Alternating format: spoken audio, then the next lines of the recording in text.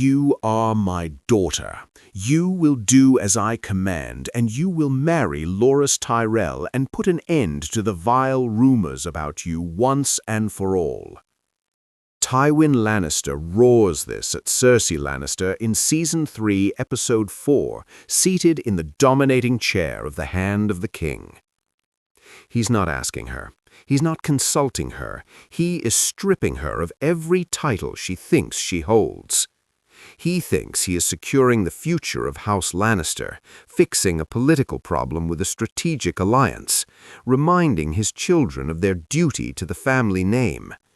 What Tywin doesn't realize, what he can't see because his obsession with legacy blinds him, is that he is destroying the very loyalty he needs to survive.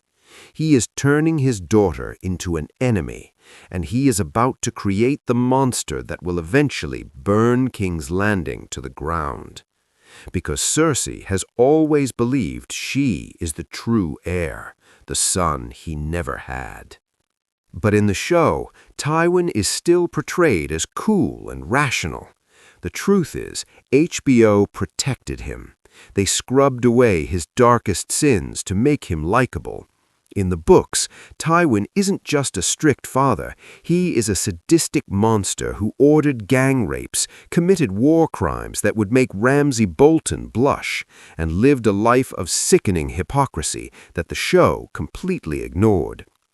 If you want to see the real Tywin Lannister, the villain who makes the Mad King look stable, I've exposed his true history on my new channel.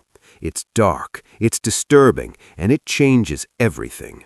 Click the link in the pinned comment to watch it. But this scene reveals the brutal truth she has been running from her entire life. To Tywin, she is not a player. She is not a partner. She is property, and this realization will break her reality completely. Part 1. The Architecture of Arrogance. To understand why this scene is so destructive, we have to look at how Cersei enters the room.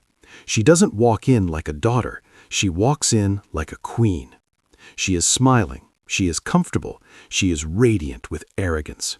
She believes she has been summoned to the Tower of the Hand to discuss strategy, to plan the future of the kingdom alongside her father.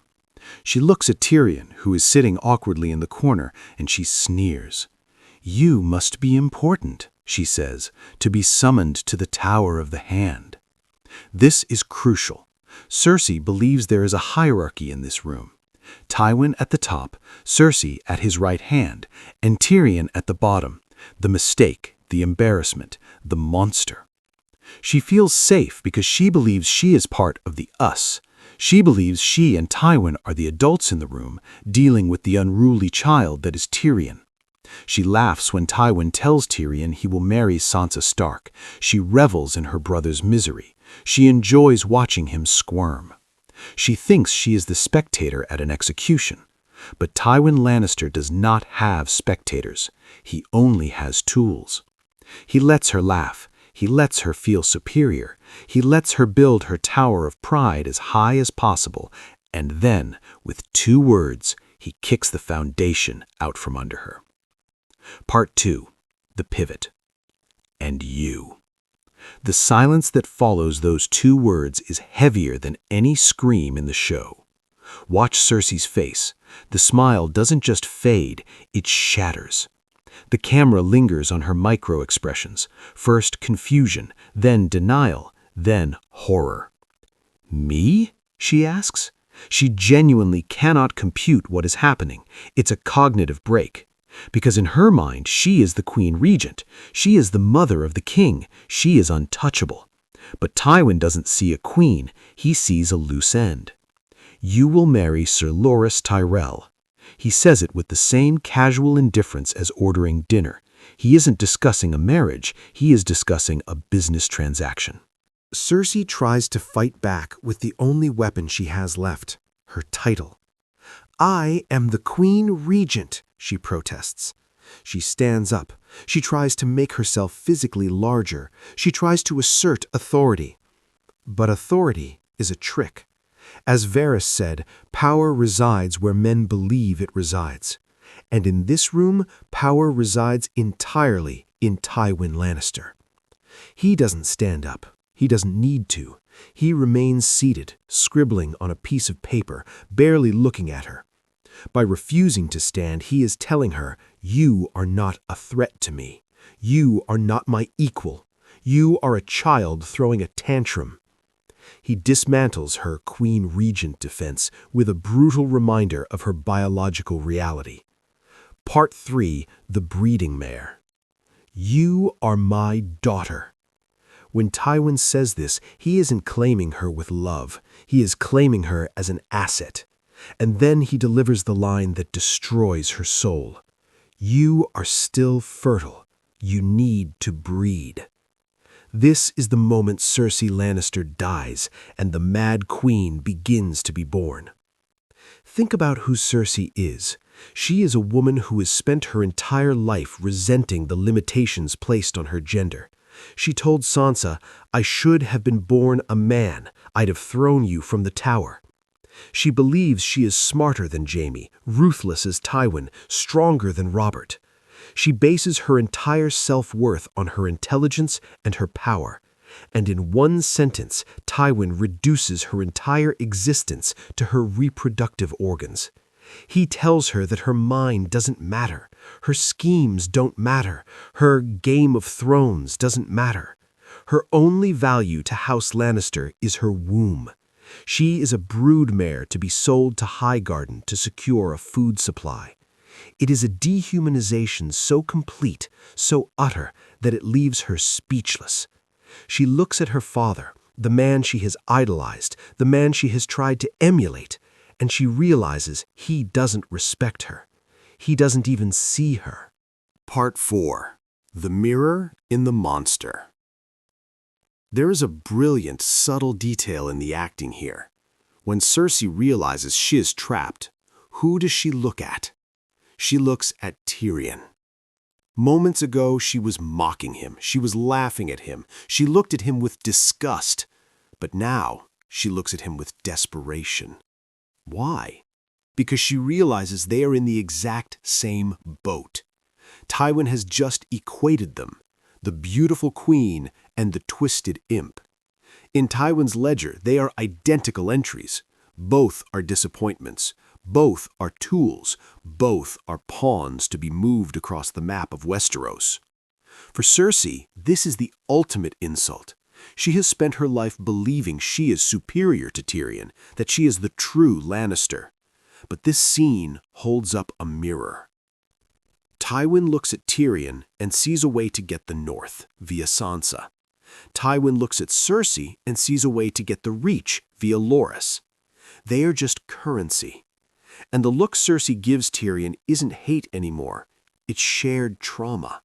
It's the realization that no matter how much they hate each other, they are both victims of the same man. Part 5. The Hypocrisy of Family. Tywin loves to talk about family. It is the family name that lives on, he preaches. It is all that lives on. He justifies every cruelty, every war, every betrayal by claiming it is for the good of House Lannister. But this scene exposes the lie at the heart of Tywin's philosophy.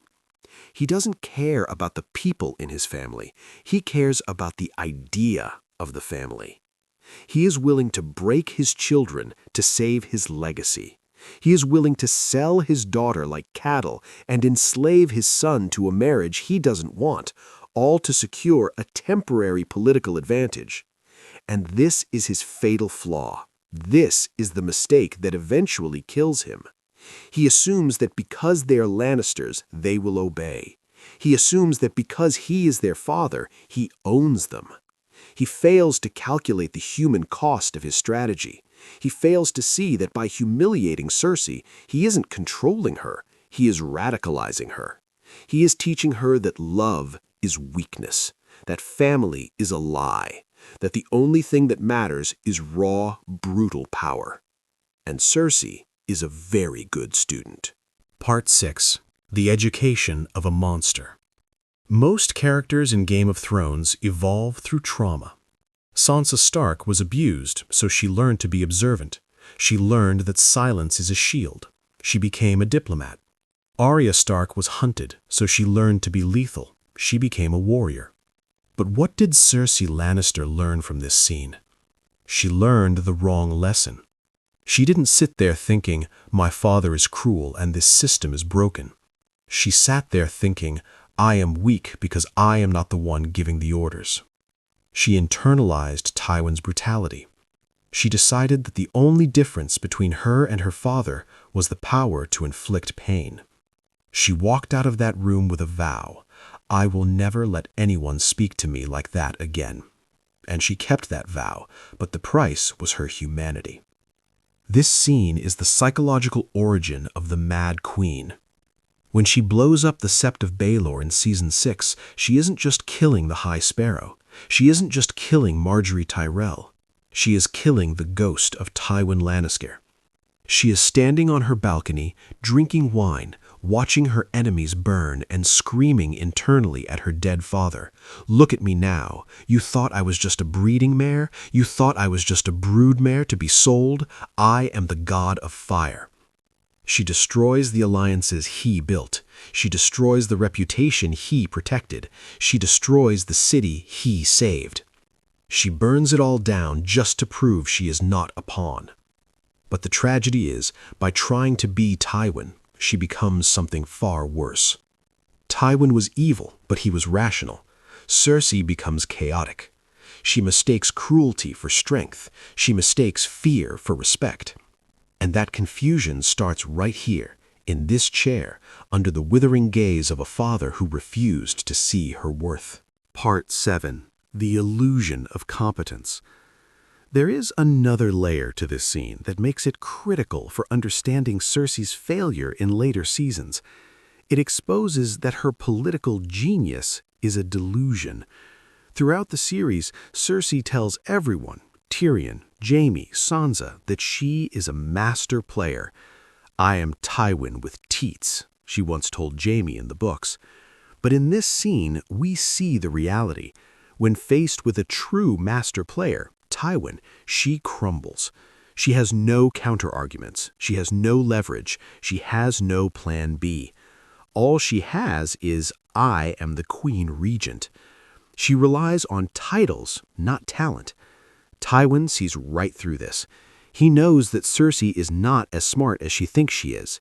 He knows she is impulsive, emotional, and short-sighted. That is why he commands her. He doesn't trust her to make the right choice because she has proven she cannot. But Cersei interprets this lack of trust as misogyny, and while it is misogyny, it is also an accurate assessment of her competence. She is bad at the game. She armed the Faith Militant. Mistake. She alienated the Tyrells. Mistake. She underestimated Daenerys. Mistake. Every major move Cersei makes on her own leads to disaster, but she can never admit that she is incompetent. So she blames her gender. She blames her father. She blames her enemies. This scene locks her into a cycle of narcissism, where she believes she is a misunderstood genius held back only by the men around her. And that delusion is what eventually leaves her standing alone in the Red Keep, watching the dragon come for her with no allies left to call.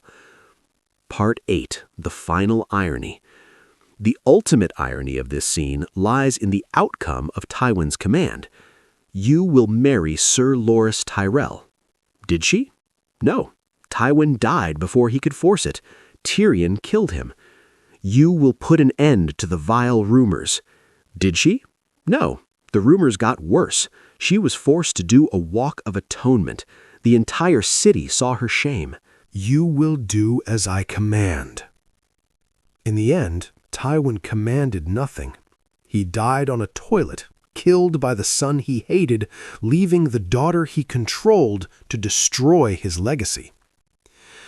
This scene is a masterpiece because it shows the absolute peak of Tywin's power while secretly planting the seeds of his total destruction.